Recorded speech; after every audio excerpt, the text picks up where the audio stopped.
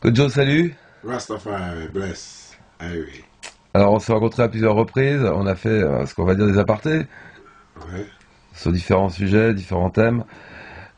Aujourd'hui, je te rencontre pour que tu nous éclaires sur ta notion de retour, du retour en Afrique, selon l'esprit Rasta. Déjà, le retour en Afrique, selon Rasta, c'est une continuité du retour en Afrique selon Marcus Garvey, qui, donc, dans les années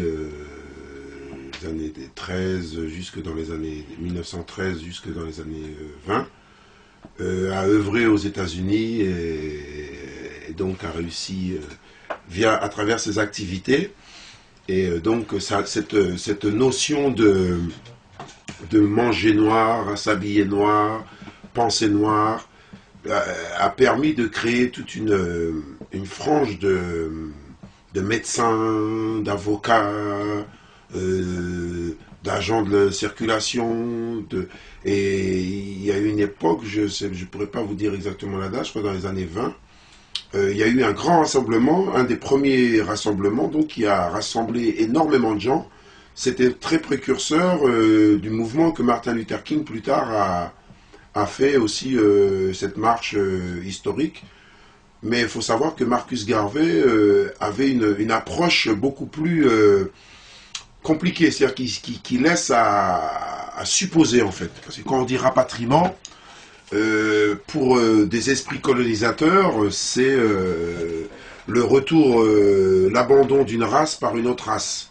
Pendant très longtemps, il nous a été opposé, quand on parlait du rapatriement en Afrique, il nous a été opposé cette théorie comme quoi il était mal vu que les Noirs partiraient d'Europe pour rentrer en Afrique. Le fait est, c'est qu'il n'a jamais été question que les Noirs quittent l'Europe pour aller en Afrique ou quittent l'Amérique pour rentrer en Afrique. Le simple fait, c'est qu'il y a le mouvement très afrocentrique qui, à travers des maintes raisonnements et maintes réflexions, sont arrivés quand même au point où on a enlevé à l'Afrique une force vive. L'Afrique ne pourra pas passer dans l'avenir sans récupérer cette force vive. C'est une partie d'elle-même. C'est nous les Rastas on appelle I and I, c'est l'esprit et le corps. Et ben c'est comme si qu'en Afrique il y avait I et puis que l'autre partie de I elle se retrouvait dans les Caraïbes et éparpillée sur toute la planète. Bien sûr sans aucun visa, sans permis de travail. Hein. Donc ça c'est quelque chose qui est resté dans les gènes et qui reste encore aujourd'hui et qui à travers Rasta est passé dans la musique, c'est instrumentalisé dans la musique, alors qu'avant c'était un mouvement très dogmatique, comme les gens essaient de le dire, et donc il y a eu le garvéisme, après il y a eu aussi un mouvement très afrocentrique comme Malcolm X et les Black Panthers, qui pendant longtemps on leur a avoué tous les maux de sorcières de la terre. Mais quand même, de ces philosophies sortent quand même le fait qu'il reste que on est en train d'assister à une aliénation de la culture du Sud.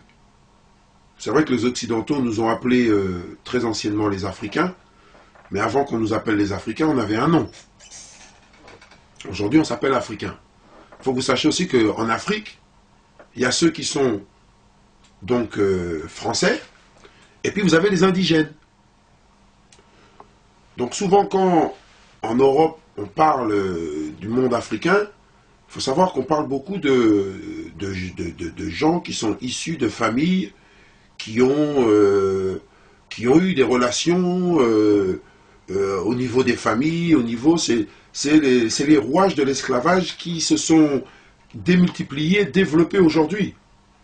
Alors quand on va prendre cette démultiplication de ces rouages, on va arriver au fait que, bon, l'époque on nous a mis dans des bateaux, on nous a amenés dans les Caraïbes.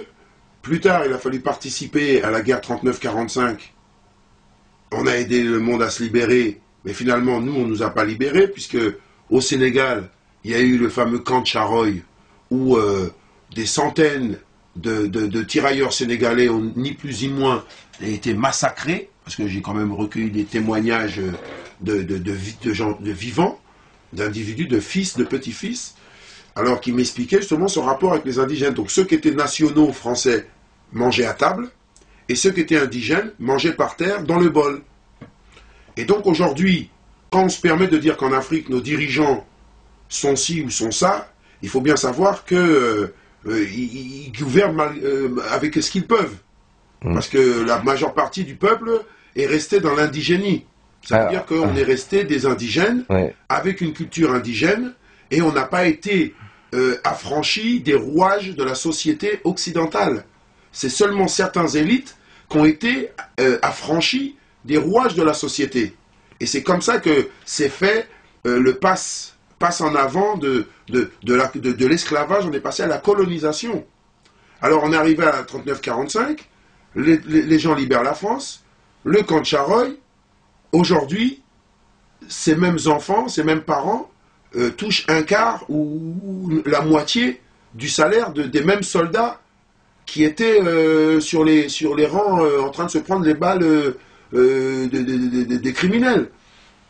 Donc il faut bien voir que une deuxième fois, il s'est repassé encore ce même principe de l'esclavage, d'assouvir des peuples. Non seulement, donc ça c'est dans les années 45, et voilà que maintenant, de mon vivant, de ma personne, voilà que nous assistons à ces mêmes manipulations qui cette fois-ci s'est greffé sur le reggae. Sur le reggae qui est une musique à la base pour des gens qui veulent se rapatrier, donc ce sont des chants liturgiques, ce sont des chants très spirituels, de complainte, de recherche de soi-même. Et puis, à un moment donné, il y a les jeunes des groupes qui commencent à dire, bon, il faut qu'on l'explique, il faut qu'on les montre aux autres. Et à partir de là, le reggae sort donc des bois, le message sort des bois et il vient s'ajuster avec la musique ambiance qui était dans les années 60, la musique qui était là. Donc, enrichi avec le garvéisme, donc la philosophie, toutes ces musiques a donné un brassement, mais qui est quand même orienté essentiellement sur le retour en Afrique. Parce qu'à l'époque, les Rastas qui parlaient du retour en Afrique, en Jamaïque, étaient très maltraités. Et le sont toujours d'ailleurs, plus ou moins, même si c'est plus dans les mêmes proportions, mais ça sera verbal. Si vous dites que vous voulez aller en Afrique, on vous dit mais qu'est-ce que vous voulez aller faire là-bas parce que des gens ironiques, ils sont partout.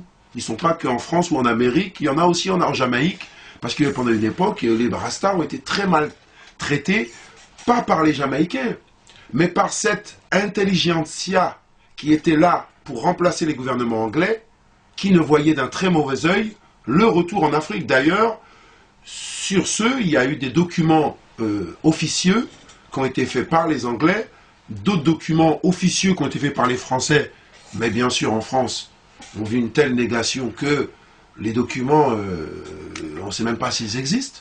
La négation, on en parlera après. Voilà. Sois plus explicite d'ailleurs sur cette opposition de la part des Anglais alors. Les Anglais ont une opposition mécanique, économique, alors que les Français ont une opposition idéologique. Parce que du fait de la colonisation, du fait que les Français sont attachés à la colonisation, et ils sont attachés, ils ont ce rapport de dominer les gens. Ils peuvent manger avec toi, ils peuvent être avec toi, mais ils voient mal le fait que tu veuilles vivre ta culture en France, par exemple. Vous voyez, c'est très subtil comme notion. Donc, effectivement, il se pose des problèmes. Il va se poser des problèmes, et il va se poser des problèmes encore plus. Parce que c'est quand même des rapports assez inhumains. C'est pas humain. On rentre dans la sophistication du rapport entre les individus. Alors, plus on en sait, plus on en a dans le crâne. Mais si on n'a pas de boulot, et si de l'autre côté on n'a rien à manger, ça crée des gouffres terribles où sont projetés beaucoup d'innocents de part et d'autre. Là, il n'y a plus de couleur, il n'y a plus de religion, il n'y a plus rien. Ce sont des milliers de gens qui sont jetés dans le gouffre de l'inhumanisme. Donc, pour revenir un peu à cette troisième esclavage qui a lieu sur notre personne aujourd'hui, et qui est comment les gens se sont accaparés de ce mouvement et comment on a dénaturé carrément ce mouvement. C'est-à-dire qu'à une époque où les gens chantaient le retour en Afrique, on en est à chanter complètement autre chose.